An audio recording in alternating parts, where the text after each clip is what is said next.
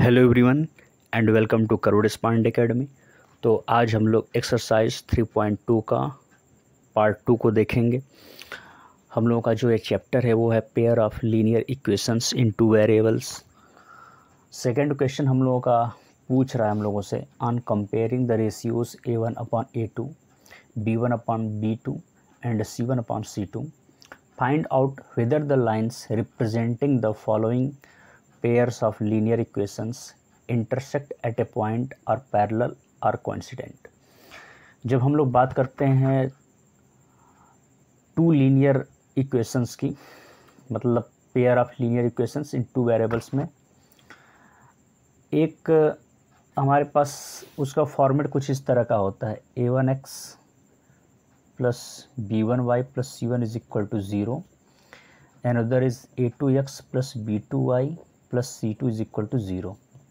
ये इक्वेशंस होते हैं, ठीक। अब इसी को सॉल्व करके हमें x और y की वैल्यू को निकालनी होती है, ठीक है। यही है आपके दो पेयर ऑफ लीनियर इक्वेशंस।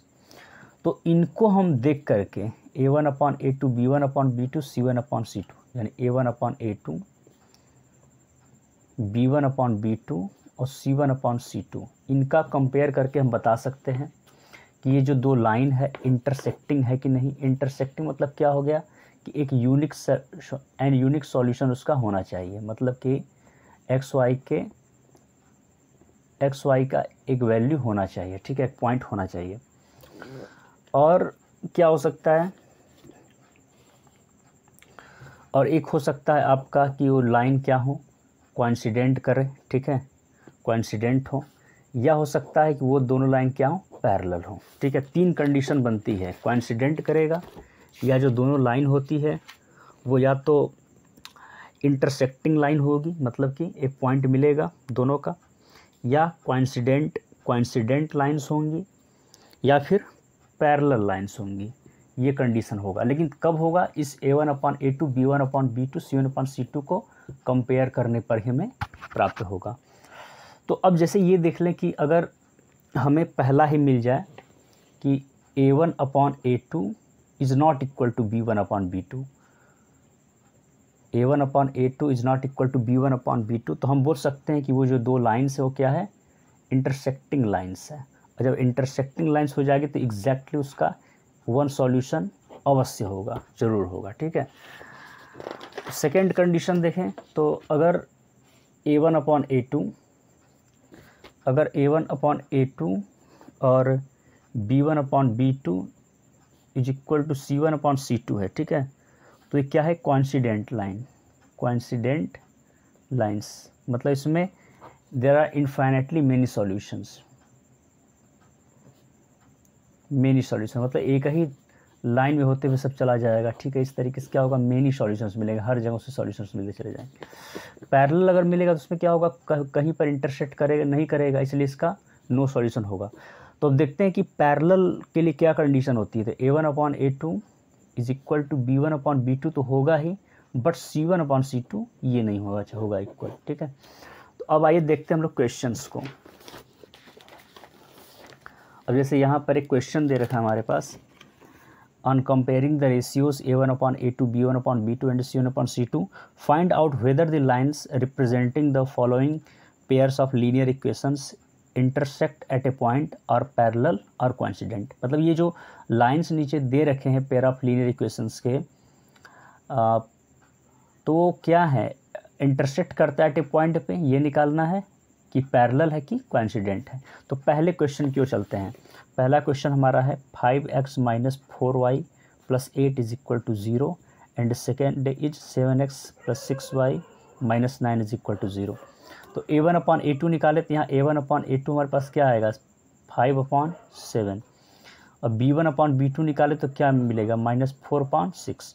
तो आपको सिंपल दिख गया कि 5/7 इज़ नॉट इक्वल टू -4/6, यानी A1/A2 is not equal to B1/B2। तो ये क्या हो गया, इंटरसेक्टिंग लाइन्स हो गई, ठीक है, ये इंटरसेक्टिंग लाइन्स हो गई और एग्जैक्टली वन सॉल्यूशन इसका होगा ही होगा।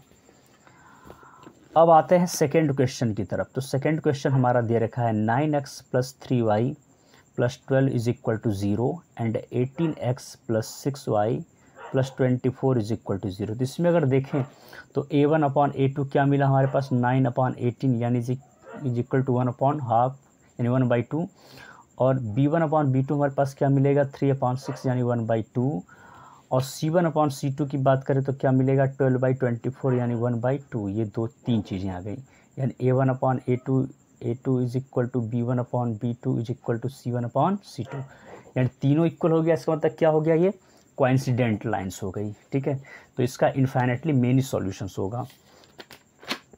अब आते हैं थर्ड क्वेश्चन की तरफ। तो थर्ड क्वेश्चन हम लोगों का दे रखा है यहाँ पर, थर्ड क्वेश्चन की तरफ चलते हैं। तो थर्ड क्वेश्चन हम लोग का दे रखा है कि 6x minus 3y plus 10 is equal to 0 and 2x minus y plus 9 is equal to 0।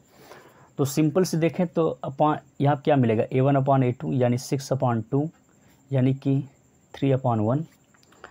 B1/B2 की तरफ देखें तो B1 क्या है -3 और ये -1 तो यानी कि 3/1 यानी 3 ही होगा। और यहाँ की बात करें तो C1/C2 क्या मिलेगा 10/9। तो हम इजीली देख सकते हैं कि ऊपर में क्या हो रहा है कि A1/A2 is equal to B1/B2 तो है, लेकिन C1/C2 is not equal to B1/B2 and A1/A2। तो ये कौन सा कंडीशन बन रहा है, ये कंडीशन बन रहा है आपका कोइंसिडेंट वाला, है ना। ये कौन सा कंडीशन बन रहा है आपका, सॉरी ये आपका कंडीशन कौन सा बन रहा है, पैरेलल वाला, क्योंकि इस तरीके से बनेगा। ठीक है, किस चीज़ का बन रहा है, पैरेलल का बन रहा है। तो हम ये बोल सकते हैं कि ये इस लाइन का देयर आर नो सॉल्यूशन। ठीक है, ये जो लाइंस हैं इनके कोई सॉल्यूशंस नहीं होंगे। ठीक है, ये पैरेलल लाइंस होती हैं। तो होप कि आप लोगों को बढ़िया लगा होगा। ये पार्ट 2 है और जल्दी ही हम लोग इस चैप्टर को समाप्त कर देंगे। बहुत सारे पार्ट इसके आने वाले हैं, तो आप लोग पढ़ते रहें और इसको शेयर करें। Thank you.